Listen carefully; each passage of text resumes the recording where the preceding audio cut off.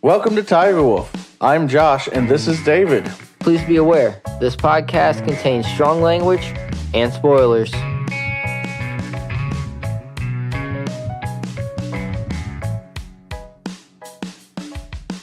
Well, David, what are we reading about today? Well, I think this issue of Pagedom, I'm going to talk about the return of Wolverine, and then a little bit more about Venom, what's been going on with it, and Donny Cates' run. So, the return of Wolverine, issue number 2. It doesn't really add anything to the story at the moment. It's Is this a filler issue? It adds a few things, and it ties a couple of things back to the Hunt for Wolverine miniseries that were going on. The guy that I thought was Omega Red in the first issue, it is. So they revealed that on this one. Yeah, they revived Omega Red because he was dead. Sure. Let's revive Metal Tentacle Dude. Someone else that's on the boat with them, they see Wolverine and the chick catching up in the boat, and he points at Omega Red and a second one and points to the boat. So they jump into the water to, attack the boat from below, or that's what I assumed was going to happen. They just jumped onto the boat. But the other individual that was with Omega Red pops a set of claws. Okay. It's 2 claws. X-23 style? Like X-23. However, her brother, Daken, also has 2 claws, and he was killed during the Hunt for Wolverine. Oh, so this is a story of how they revive everybody. So Wolverine, he turns around because they both hop up, and he's like, hell. And he goes to tell the girl to stand behind him. She grabs a spear gun and shoots Omega Red in the face with it. And knocks him off the boat. I'm impressed. So was Logan. He's like, Logan's like, wow. One, do you? Logan's like, wow, you had better reactions than I did. You don't have a second one, do you? She's like, no, there was only one. He's like, okay, now get behind me. And he's like, you didn't bring enough claws to this fight. And the guy goes, kink, a third claw from underneath. He's like, okay. They fight a little bit. It flickers into his head. Like, it flicks over into his head. And the berserker him that's in his mind. Is this the... I'm sorry. It's been a little while since we talked about this. Is this the Logan that doesn't know who he is? It's the Logan who's trying to piece together who he is again. The first person in his mind prison that he let out was the superhero yellow and blue. Right. Okay. Wolverine. That's what I... Yeah. Berserker Wolverine is slamming against the cage, trying to get him to let him out. So he starts to, and then he pulls back like, no, that's not right. And then his claws heat up. Like they fire looking. Like a Zaku axe? Yeah, like the Zaku axe from 08 The Mess Team. They're glowing, and Daken has him pinned against the back of the boat. So Logan takes one of his claws, cuts one of the gas lines to the motor, and then sprays the gas past his claws, which ignites it and burns Daken. So... Where he has a flash of, wait, gas, I know him. Gas doesn't burn unless there's a spark. Just putting it out there. Yeah, his claws are superheated. Things I've learned in life with a reason. His claws are superheated. I got nothing past that. Right, not sparking. So he looks because he recognizes the tattoo that's running down the arm. He's like, wait, whatever. Stab, throw Daken over him into the water. And then he kind of brutes out a little bit like he used to. Like the Berserker started to get free. But he was able to reel it in because the doc's like, Logan. And he stopped inches from her face. And then he's like, I don't know what just happened. It was like the claws were in control, not me. Cool. That's how science works. Look, how many times has this guy died and been brought back? As far as I know, just the once. Every other time he's not actually died. How many times has he had adamantium put on, removed from his skeleton? I believe I only know of it being removed once. Okay. Which means how many times has it been put on? Possibly twice. Yes. I know they This also guy find defies logic. I know they also find skeleton another that is skeleton that's adamantium and clearly has his. claws. But it's not his. They never explained that. I think they were. My thoughts on that would have been that it was a skeleton that they were going to make to put into a clone or something like that. That's my guess. It just now that I think about Maybe it, literally building their own Wolverine Terminator. There's one of those. His name's Albert. Albert? Yes, Albert. Fucking Alberts. Anyway, so Lovitz was better. so they're going to an island city owned by Persephone because, all supervillains have their own island cities. I guess that's a thing. I mean, Namor does. Megatron. Megalodon. Magneto has a few. Doom has an entire country, but it's landlocked. Doom? Victor Von Doom. He's the dictator of Latveria. Okay. I assume that's his home country. Yes, it is. Like some bad guys have planets, dude. Some bad guys are planets. Fair. Some guys are just smoking space dust. Galactus. I know. I did not like that version of Galactus. It wasn't worse than the original, okay? Galactus was lame in every way. Who's the big purple pimp? That's Galactus. We're all screwed. Who looked strikingly like Sentinels. He came first, though. Okay. I'm just saying. He came first. So, interesting little throwback here. Throw point to this, though. Because of Wolverine's action on the boat, it flicks over to Jean, the adult Jean Grey, who's using Cerebro for whatever reason. And she starts pulling the helmet off, going, I. And Kitty's like, Jean, what's going on? I found Logan. No, he's dead. Well, they knew his body was missing, and he was presumed alive and presumed to be murdering people again. Oh, so he is Master Chief.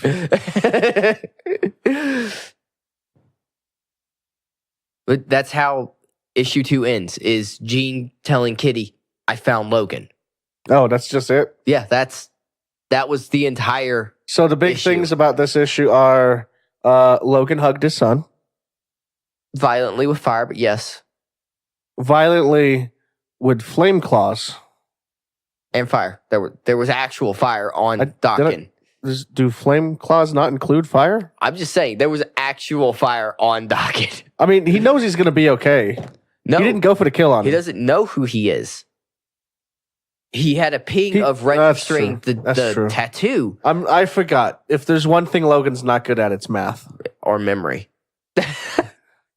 You know what? He does pretty good with memory. He has the memories. He just doesn't know what order they go in or who they belong to. That's fair. That's fair. Which personality of mine had this? Was it Patch? I just meant that he doesn't necessarily even think that they're his. Well, some of them aren't. Some of them were implanted by the Weapon Plus program.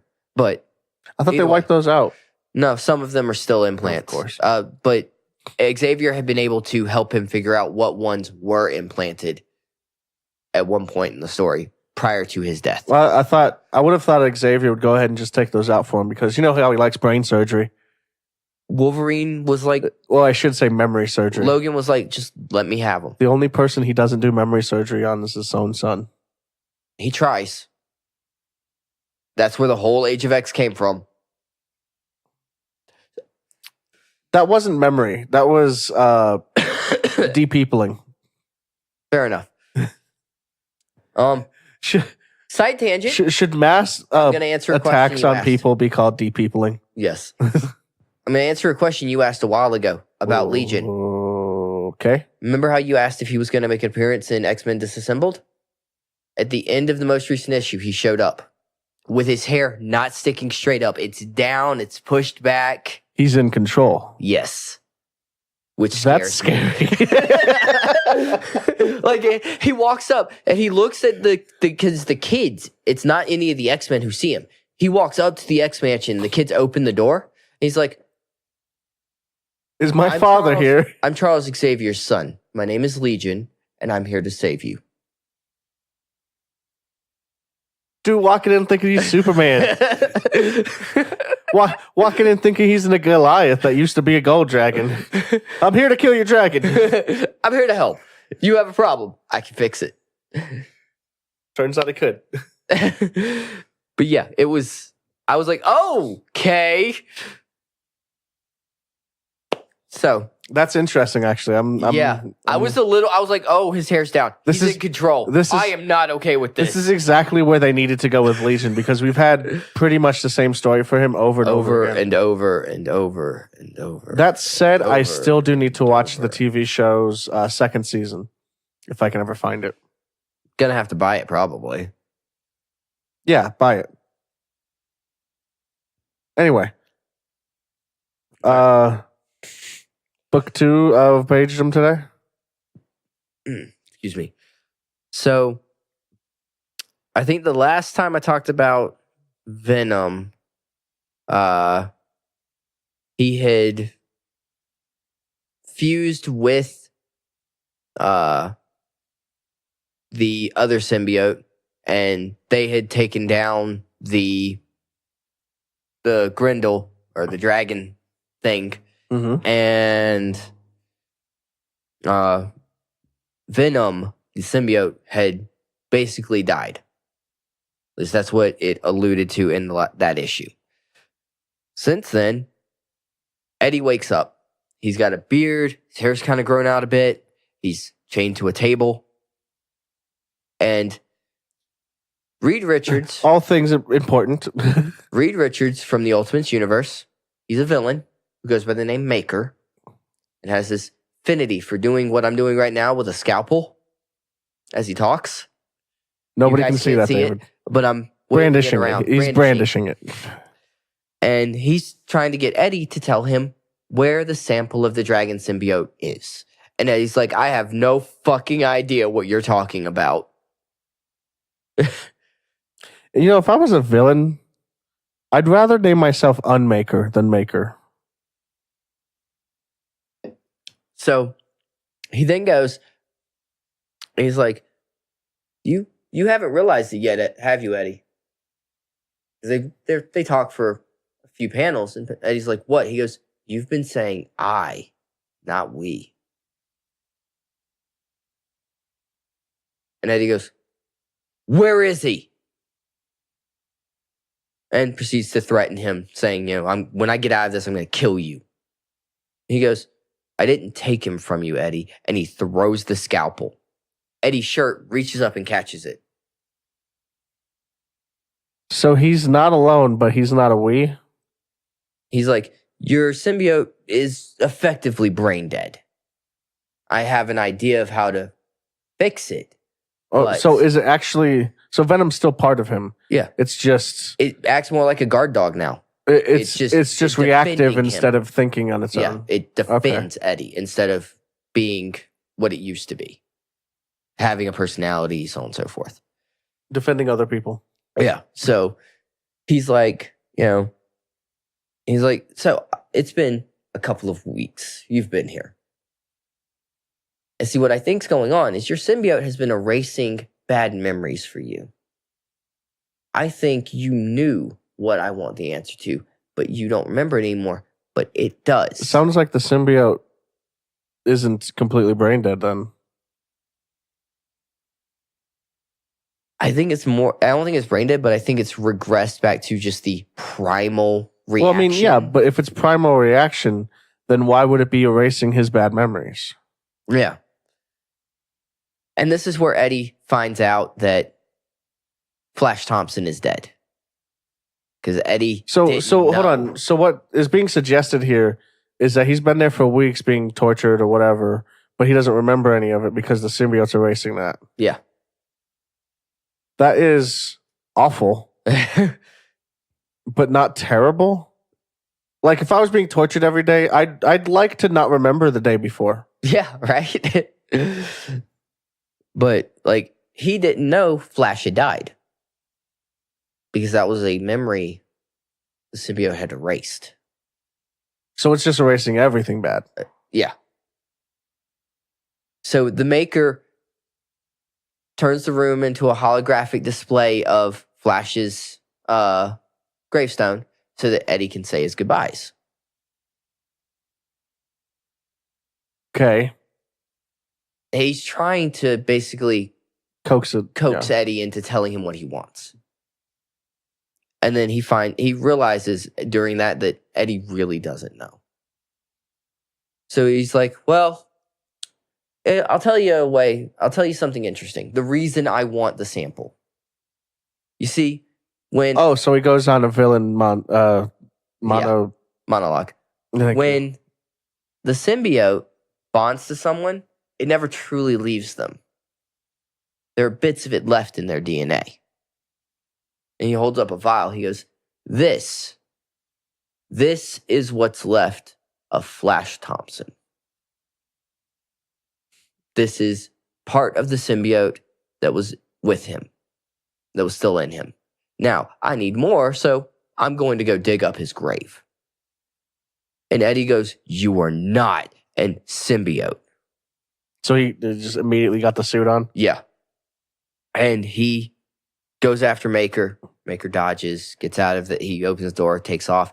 And some of the guards... This is like the godlike powerful Reed Richards? Yeah. Some of the guards come around the corner and they have sonic weapons. So, you know. He's prepared. Got it. Yeah, they're prepared. Eddie gets back in, he slams the door. He's like, all right, we really need a way out of here, buddy. I need you to do something. And it sees the vial. It reaches out, it grabs the vial, and it crushes the vial. And Eddie hears in his head, hey, buddy, you mind letting me take over for a minute? And he goes, go ahead, Flash. And the symbiote shifts into Agent Venom, and he wrecks house. So what you're telling me is that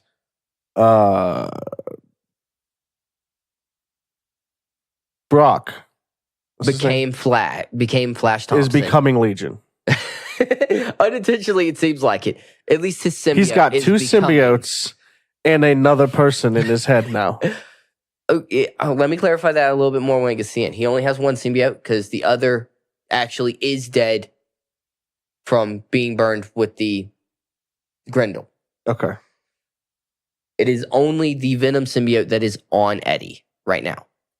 Well, yes, but as per what Maker just said, yes, he's got two symbiotes, and he basically the genetic material, the symbiote, Eddie's symbiote reabsorbed the material from when he was with Flash, so it got basically it recalibrated itself for a minute to be. So Venom is Flash now? To be that version of the symbiote. Well, it sounds like it was Flash. He recognized the voice. So is the Flash. symbiote Flash now? No. It's just got some of the intelligence of Venom Flash. Yeah, it's got some Secret Agent Venom. Pieces of Agent Venom. So he gets out. He goes to the actual grave of Flash Thompson. And digs him up himself to... No, he's like, you know, I can't hear you anymore. Oh, so it was like a brief thing? Yeah. He's like, but I gotta admit, you were a badass Venom. And I also need to acknowledge that I'm the universe's second choice. If you still had the suit, you would be he's first choice now. Better. He's first choice now.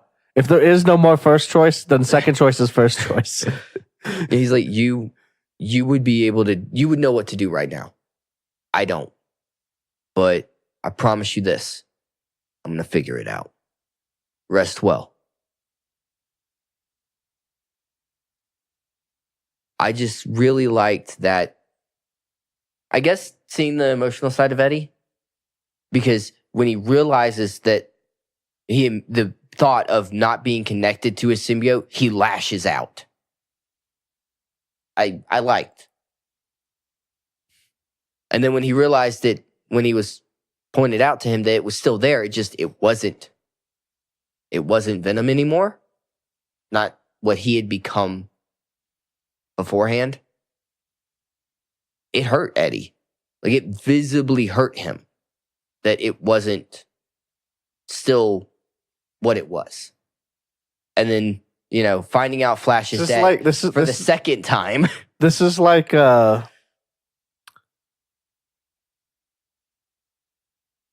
coping with some, like, it's equivalent, I can't think of the word, as like some people coping with like relationships that they've had and stuff like that. That's what it really what it sounds like. Grief.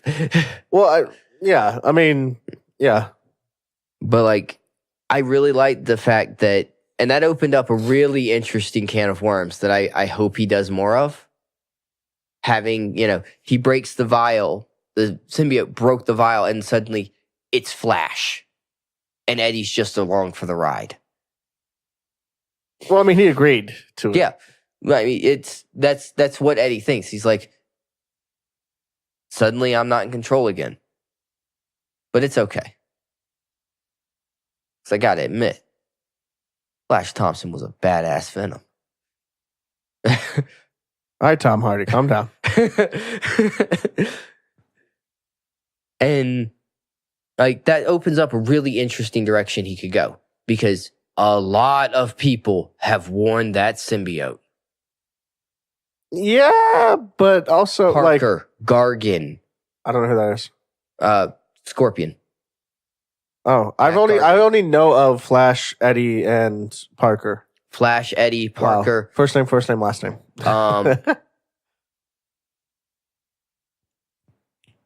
Technically, Flash is actually a nickname. His first name is Eugene. Joke here about eugenics. Okay. But I mean, there have been other people who have briefly worn the symbiote or offshoots of the symbiote.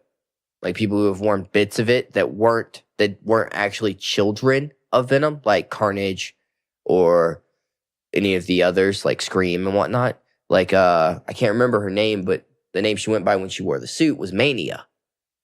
She was marked with a hell brand. And Doctor Strange, Ghost Rider, spiritual mumbo jumbo, you're eventually going to become a demon and go to hell. Which they referenced with the cover. Become? Yeah. Symbiotes pretty much are a type of demon. That's fair.